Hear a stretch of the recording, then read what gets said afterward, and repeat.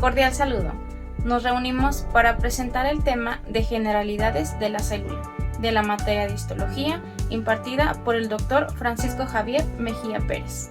Mi nombre es Susana Robles Torres, de nuevo ingreso de la licenciatura de Medicina General del primer semestre, Grupo C, de la Universidad Autónoma de Durango, Campus Zacatecas. La célula son unidades estructurales y funcionales básicas en todos los organismos multicelulares. Sus procesos son de protección, de ingestión, de digestión, de absorción, de metabolitos, eliminación de residuos, movimiento, reproducción y hasta la muerte. Son procesos que ocurren dentro de cada una de las billones de células que constituyen el cuerpo humano, así como también utilizan mecanismos similares para sintetizar proteínas, transformar energía y mover sustancias esenciales hasta la célula. La célula puede dividirse en dos compartimientos principales, que es el citoplasma y el núcleo. Se describe en orgánulos membranosos, que estos son limitados por la membrana, y los que no son membranosos. A continuación, mis compañeros les va a tocar cierta estructura de la célula que nos van a integrar en el video. Gracias.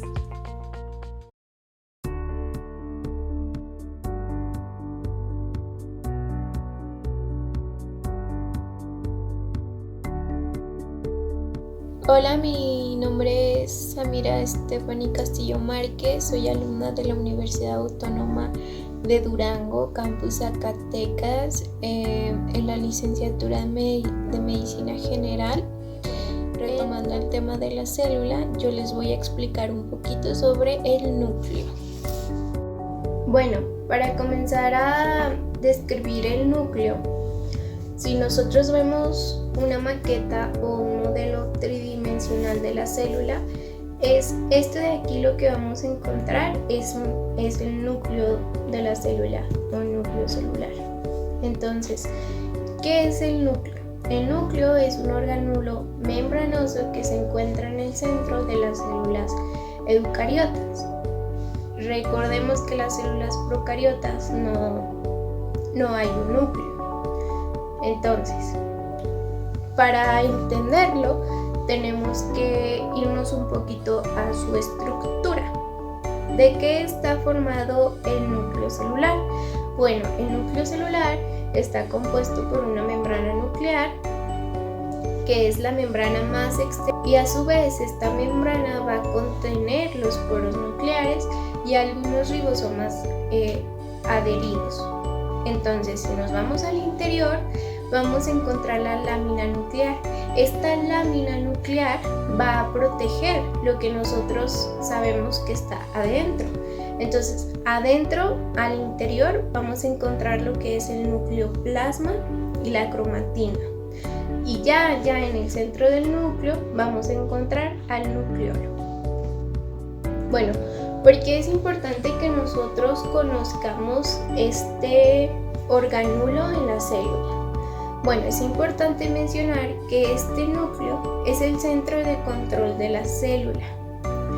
Al interior del núcleo vamos a encontrar la molécula del ADN, que va a estar enrollada formando los cromosomas. Y bueno, este núcleo contiene toda la información para que la célula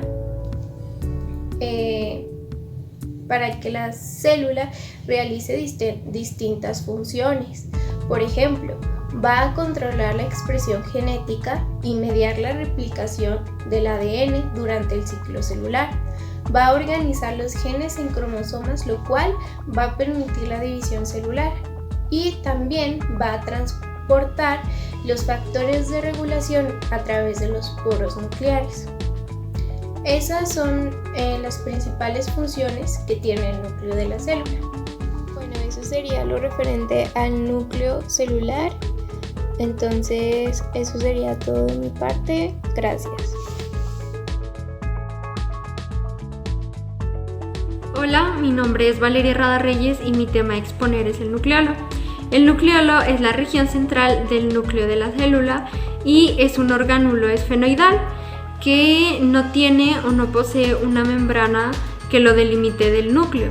Este está formado o se compone de proteínas y de ARN y forma parte esencial de la síntesis de ribosomas.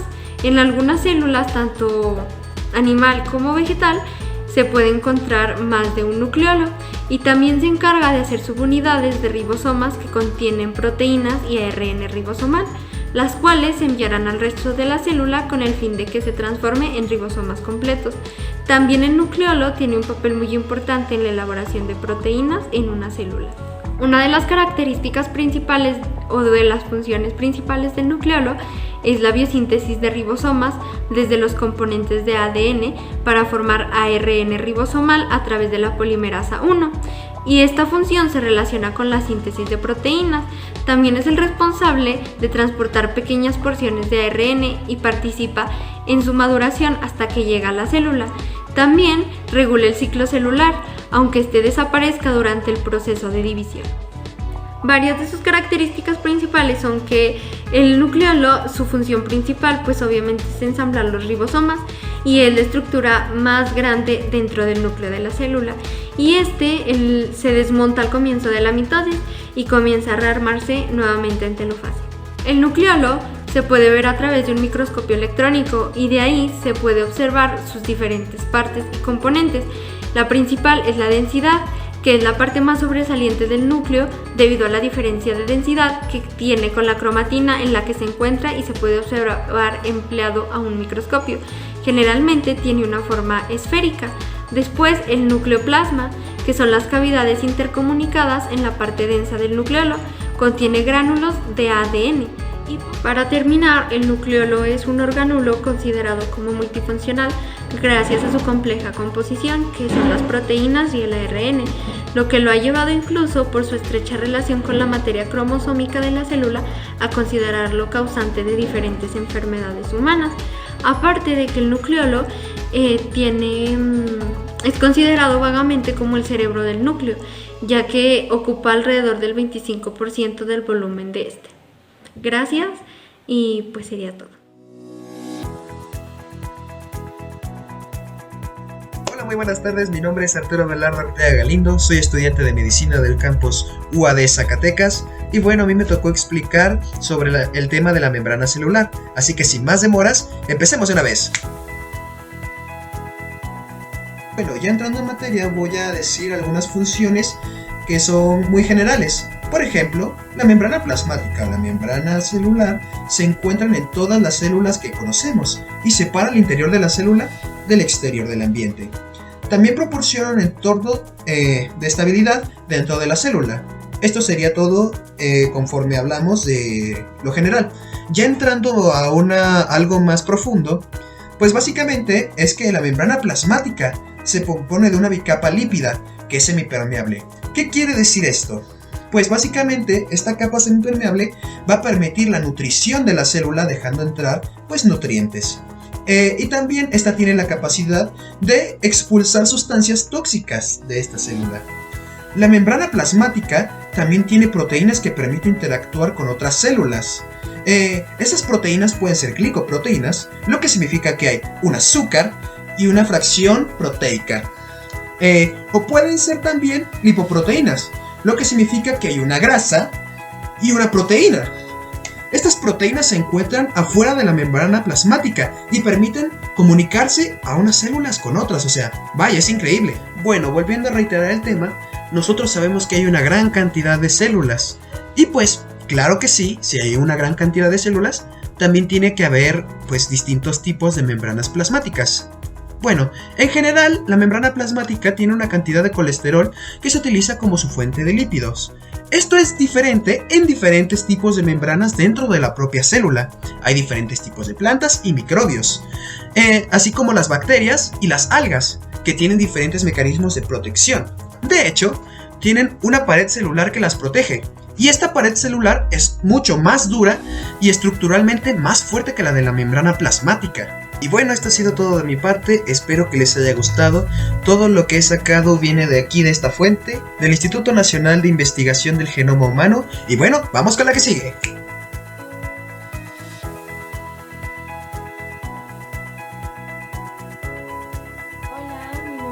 Samira Estefany Castillo Márquez, soy alumna de la Universidad Autónoma de Durango, Campus Zacatecas, en la materia de Histología y su laboratorio 1, que es una materia asesorada por el doctor Francisco Javier Mejía Pérez. Bueno, retomando un poco nuestro tema central, que es la célula, yo les voy a hablar un poquito sobre el citoplasma. Y bueno, para comenzar, el citoplasma es un líquido gelatinoso que va a estar llenando el interior de nuestra célula. Y bueno, este líquido va a estar formado de distintos componentes como lo son el agua, las sales y algunas moléculas orgánicas. Es importante mencionar que algunos organelos van a estar rodeados por unas membranas que gracias a estas membranas se van a separar de lo que es el citoplasma. Y la función que tiene el citoplasma es importante, ya que gracias a este se van a albergar los distintos organelos celulares y también gracias a este se van a permitir algunos movimientos. Y bueno, eso sería lo referente al citoplasma. Mi nombre es Diego Navarro Herrera. Este es un trabajo para la materia de histología y su laboratorio de la carrera de medicina para el docente doctor Francisco Javier Mejía Pérez de la Universidad Autónoma de Durango, Campus Zacatecas. El citoesqueleto. Tenemos tres partes importantes del citoesqueleto, que serían los microtúbulos, los microfilamentos y los filamentos intermedios. Los microtúbulos son tubos largos y huecos, formados por dímeros de dos proteínas globulares, llamados tubulinas alfa y beta. Tienen alrededor de 22 nanómetros de diámetro, pero su longitud es variable. Estos tubos cambian de longitud con el agregado o la eliminación de dímeros del mismo tipo. Crecen principalmente en uno de sus extremos, llamado extremo más o de crecimiento rápido. Y este crecimiento ocurre con gasto de energía. Estos son importantes en el transporte y el movimiento de vesículas y organelos dentro del citoplasma. Actúan asociados con ciertas proteínas, algunas de las cuales les confieren estabilidad al polímero de tubulinas y otras son proteínas motoras que dirigen el movimiento hacia lo largo de los microtúbulos. También participan en la división celular, por ejemplo, en los movimientos de cromosomas que tienen lugar durante este proceso. Además, los microtúbulos son componentes principales de los cilios y los flagelos, estructuras que participan en la locomoción de muchos tipos de células. En algunos organelos eucariotes unicelulares, los microtúbulos participan en la captura de presas al promover las extensiones de la membrana plasmática que ocurren durante la fagocitosis. Por otro lado, los filamentos intermedios se encuentran en el organismo pluricelular y son particularmente abundantes en células sometidas a tensiones mecánicas como las células epiteliales, nerviosas y musculares. Estas tienen un grosor intermedio entre los microtúbulos y los filamentos de actina, con un diámetro de entre 8 y 12 nanómetros. A diferencia de ambos, están constituidos de proteínas globular. Estos están constituidos por proteínas fibrosas, resistentes y duraderas, que no se desintegran fácilmente de la célula una vez hayan sido formados, aunque también son dinámicos, es decir, que están continuamente intercambiando nuevas unidades de proteínas. No tienen polaridad como los microtúbulos y las unidades que lo forman son tetrámeros, 4 subunidades en lugar de dímeros. Cada una de las moléculas proteicas constituye un filamento intermedio que presenta una porción central con forma de bastón, de longitud constante y dos regiones terminales, cabeza y cola, que varían en su longitud y en su composición de aminoácidos. Los filamentos intermedios forman un armazón denso, como un cesto debajo de la envoltura del núcleo, la lámina nuclear, que se interrumpe en los polos nucleares y actúa como soporte de la membrana celular interna.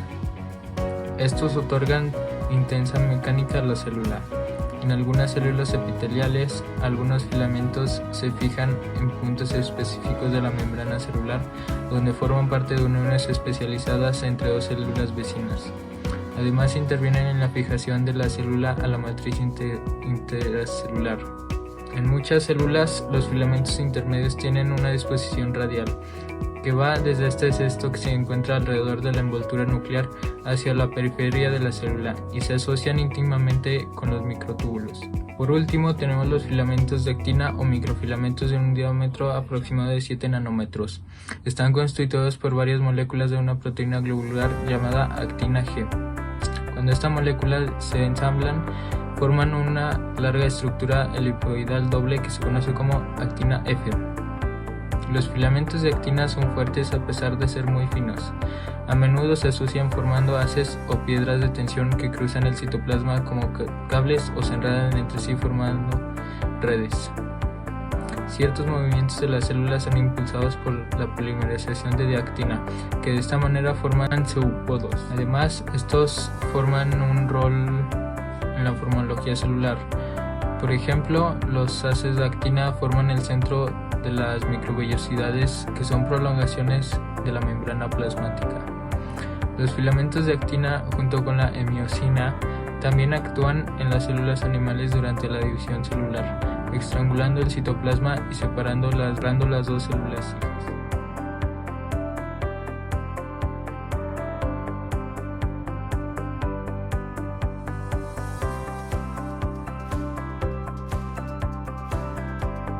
Mi nombre es Enrique de la Puente, soy estudiante de medicina de primer semestre. Estudio en la Universidad Autónoma de Durango, Campus Zacatecas, y hablaré sobre el retículo endoplasmático rugoso, pero antes quiero hablar un poco sobre el retículo endoplasmático en general. Bueno, el retículo endoplasmático es un organelo membranoso. ¿A qué me refiero con esto? Pues me refiero que está formado por membranas. Por lo tanto, toda célula que no tenga membranas dentro de sus propias membranas no tendrá un retículo endoplasmático. Un ejemplo muy sencillo son las células procariotas, que simplemente tienen pues su membrana plasmática. Bueno, las membranas que componen a este organelo tienen forma de sacos aplanados que se unen a través de túbulos. Y bueno, este organelo o retículo endoplasmático se puede dividir en dos, en una parte lisa y en una parte rugosa. La parte rugosa, llamada retículo endoplasmático rugoso, tiene esta particularidad de ser, pues tal y como su nombre lo dice, rugoso, y esto se debe a que hay ribosomas presentes y estos le dan esta característica a la estructura. Las funciones principales del retículo endoplasmático rugoso son la de síntesis y modificación de proteínas, que también se llevan a cabo gracias a la presencia de los ribosomas.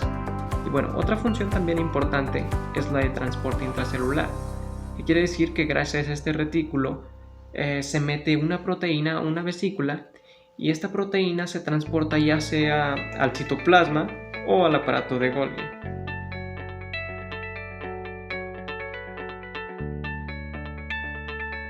Hola, buen día. Yo soy Amina Merit Zelaya Vargas y les voy a hablar del retículo endoplásmico liso.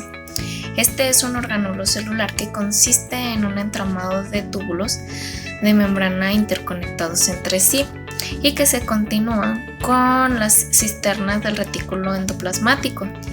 Esto quiere decir pues que está junto al retículo endoplásmico rugoso, del que ya les habló mi compañero. Este carece de ribosomas y ayuda a sintetizar y concentrar las diversas sustancias que necesita la célula. Es abundante en las células implicadas en el metabolismo de lípidos y la desintoxicación y el almacenamiento de calcio.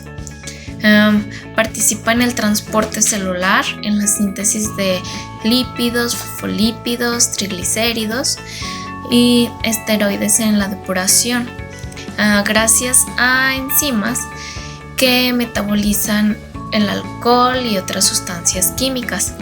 En la glucogénesis, este es un proceso imprescindible para mantener los niveles de azúcar en la sangre óptimos.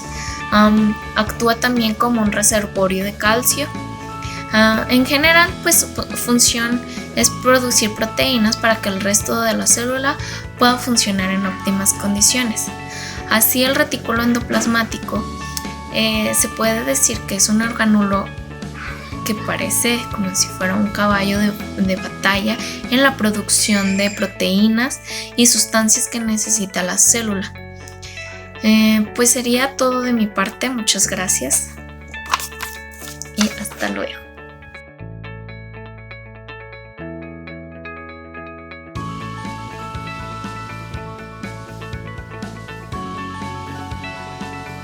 Yo soy Adriana Siqueiro de Lucy Castillo y formo parte del equipo número 2 de primero C. Bueno, vamos a hablar acerca del aparato de Golgi. Bueno, por aquí va a estar. ¿Qué es un aparato de Golgi? El aparato de Golgi es un organuloso y del sistema endocrino. Bueno, sigamos hablando del aparato de Golgi. El aparato de Golgi se encuentra especialmente desarrollada en las células que tienen como función relaciones con la secreción de sustancias, como es el caso de las células del sistema nervioso y del sistema endocrino. Bueno, como tal, el aparato de Golgi es una de las estructuras que conforman el interior de la célula, tanto animal como vegetal, pero sin embargo en animal es un poco más compleja la célula. Bueno, como ya lo mencionaba al principio, una de las funciones del aparato de Golgi es transportar y exportar las proteínas ya modificadas por el retículo endoplasmático por todo el organismo. Bueno, las proteínas que ingresan al aparato de Golgi y para luego son transportadas por una serie de cisternas en las cuales las enzimas actúan para modificarlas. Bueno, y ya para concluir, en este proceso las proteínas reciben un fragmento de glúcidos y de lípidos para así formar glicoproteínas. Y esto sería todo de mi parte. Muchísimas gracias.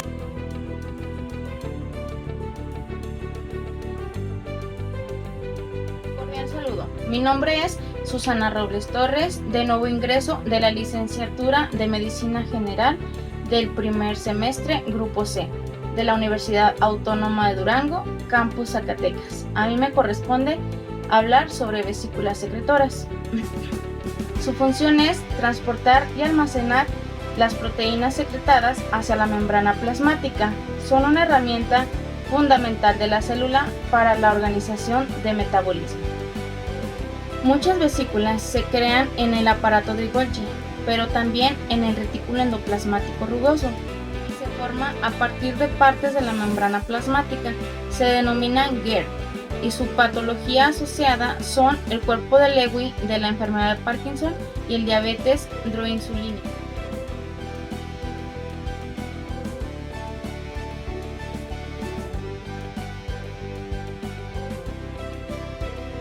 Buenas tardes, mi nombre es Araya Redondo Rodarte. Hoy vengo a hablarles un poco acerca de la mitocondria y pues vamos a empezar con que las mitocondrias son abundantes en las células y estas generan y gastan una gran cantidad de energía.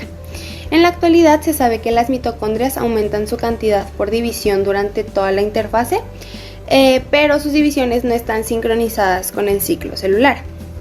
También conocemos que el ADN mitocondrial es una molécula circular que está cerrada y codifica 3 enzimas aproximadamente que participan en el proceso de fosforilación oxidativa. También conocemos que las mitocondrias poseen un sistema completo para la síntesis proteica y este incluye la síntesis de sus propios ribosomas. Dentro de esto, las mitocondrias están presentes en todas las células, excepto en los eritrocitos y los queratinocitos terminales. Las mitocondrias también poseen 2 membranas que delinean los compartimentos bien definidos y estas son la membrana mitocondrial interna que rodea un espacio que se le conoce como matriz y la externa que está en contacto con el citoplasma. Las mitocondrias sufren de ciertos cambios morfológicos que están relacionados con su estado funcional, ya que en estudios realizados se ha mostrado que las mitocondrias están divididas en 2 configuraciones y esta es la ortodoxa, donde las crestas prominentes y el compartimento de la matriz ocupan una gran parte del volumen mitocondrial, y en la condensada es lo contrario, donde las crestas no se identifican con facilidad y la matriz se concentra y reduce volumen, por lo tanto el espacio de la intermembrana aumenta. También, dentro de lo más importante, la mitocondria decide si la célula vive o muere, debido a que por estudios experimentales se conoce que las mitocondrias perciben el estrés celular y son capaces de decidir pues si está, como lo mencioné, vive o muere mediante el inicio de la apoptosis. Y pues bueno, por mi parte ha sido todo. Muchas gracias por su atención.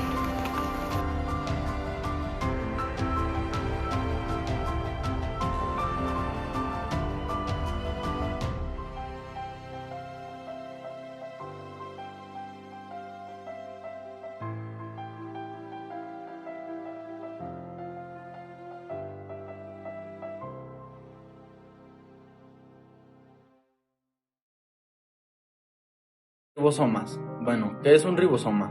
Los ribosomas son estructuras globulares carentes de membrana, que están formadas químicamente por varias proteínas asociadas a ARN ribosómico procedente del nucleolo. Pueden encontrarse libres en el citoplasma o adheridos a las membranas del retículo endoplásmico. Estas se encuentran presentes en los cloroplastos de las plantas, en las bacterias, en el citoplasma de la célula animal, retículo endoplásmico rugoso y en las mitocondrias. Bueno, su función consiste únicamente en ser el organulo lector del ARN mensajero, con orden de ensamblar los aminoácidos que formarán las proteínas. Son organulos sintetizadores de proteínas. Se encargan principalmente de organizar los aminoácidos para así poder producir protódidos por medio de un proceso llamado traducción. Los ribosomas ensamblan aminoácidos para formar proteínas por un proceso llamado traducción que ocurre en el citosol o en el RE de la célula. Esto es una reacción química.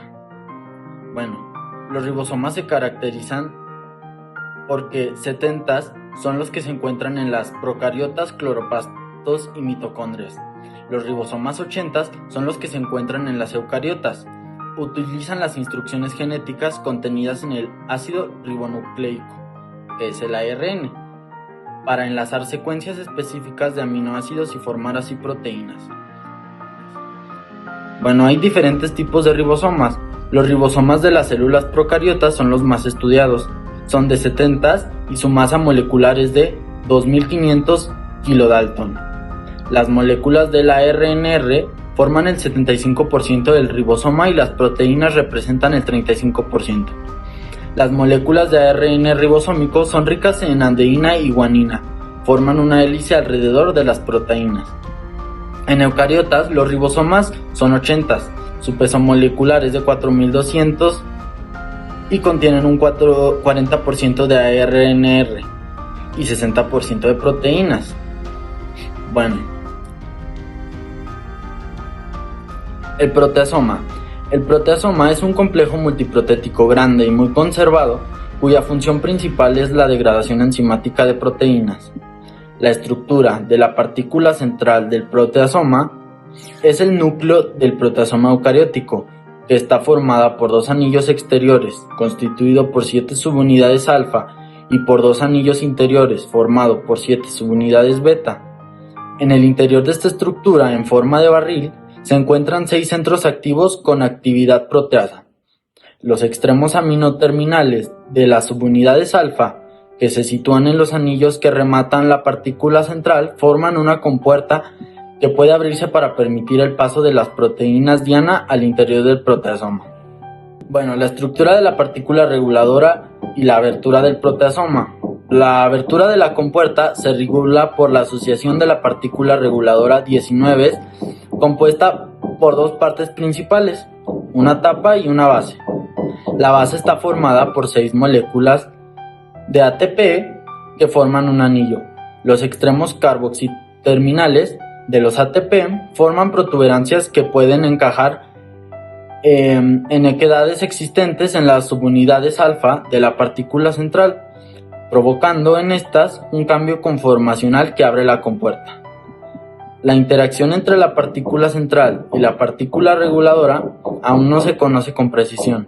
Como interacciona la partícula central heptamérica y la base hexamérica, la hipótesis de oscilación propone que la partícula reguladora puede oscilar mientras está unidad a la partícula central, de tal modo que en un momento dado solo un subconjunto de las protuberancias carboxiterminales estén asociadas con las oquedades de la partícula central.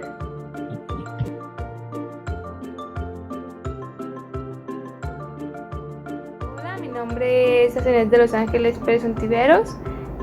Yo el día de hoy les voy a explicar lo que son los endosomas y los lisosomas.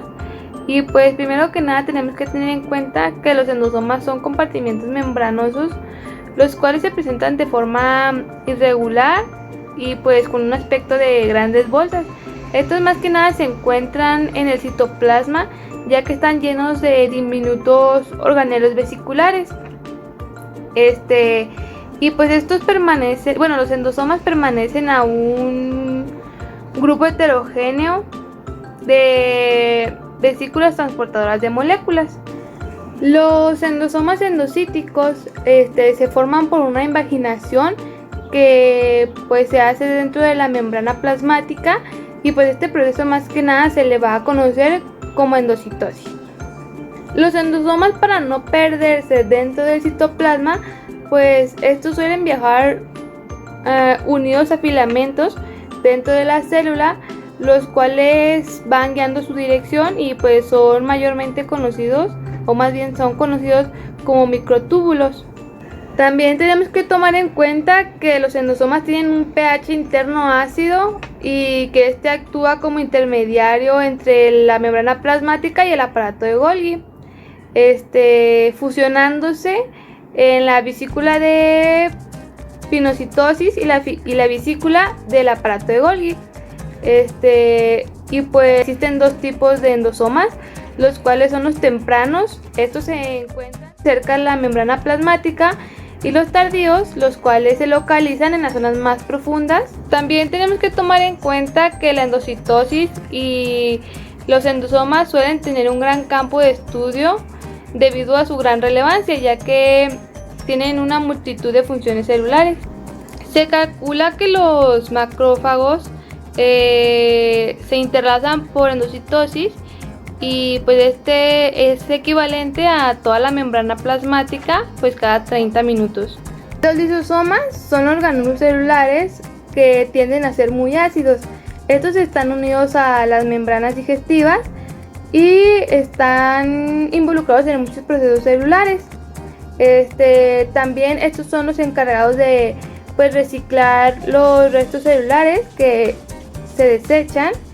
Y los lisosomas también pueden destruir virus y bacterias, las cuales sean dañinas o le hagan mal a nuestra célula. En caso o por algún motivo de que la célula no pueda ser regenerada, los lisosomas participan en la destrucción celular.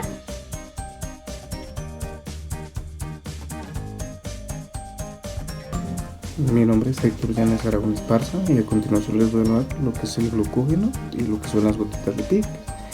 El glucógeno, como lo conocemos, es un polisacárido de reserva energética formado por cadenas ramificadas de glucosa. Esto lo hace hidrofóbico, que significa que no es soluble en agua. Al igual, forma dispersiones coloidales, en abundancia en el hígado y en menor cantidad en los músculos.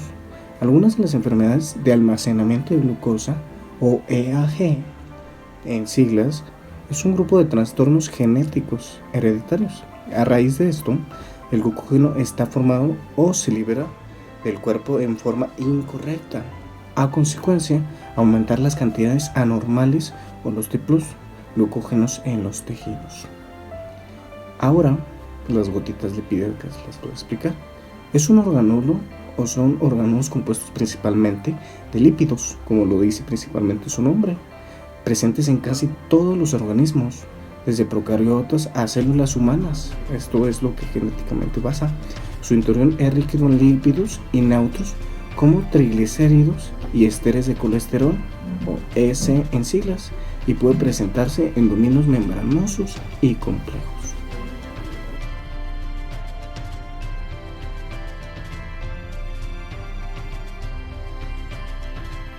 Hola, soy Paulina Jacqueline Rentería Arias. La materia es Histología 1 y su laboratorio. Estoy en la carrera de Medicina. Mi docente es el Dr. Francisco Javier Mejía Pérez y estoy estudiando en la Universidad Autónoma de Durango. Bien, pues yo les voy a hablar sobre los peroxisomas, los cuales son orgánulos esféricos muy pequeños que están limitados por una membrana, la cual contiene enzimas oxidativas que pueden ser catalasas y peroxidasas. En particular, todas las enzimas oxidativas producen una sustancia tóxica, la cual es el peróxido de hidrógeno. Sin embargo, en este caso, la catalasa, que siempre está presente en los peroxisomas, ayuda a regular el contenido celular de peróxido de hidrógeno y lo digiere para proteger a la célula. Entonces, tal vez te estés preguntando para qué sirven las enzimas oxidativas presentes en los peroxisomas. Pues bueno, estas enzimas particularmente tienen una función muy importante en las células hepáticas o hepatocitos, en donde realizan distintos procesos de desintoxicación. Por ejemplo, cuando se ingiere alcohol, estas enzimas, mediante una conversión en acetaldehído, pueden desintoxicar al cuerpo.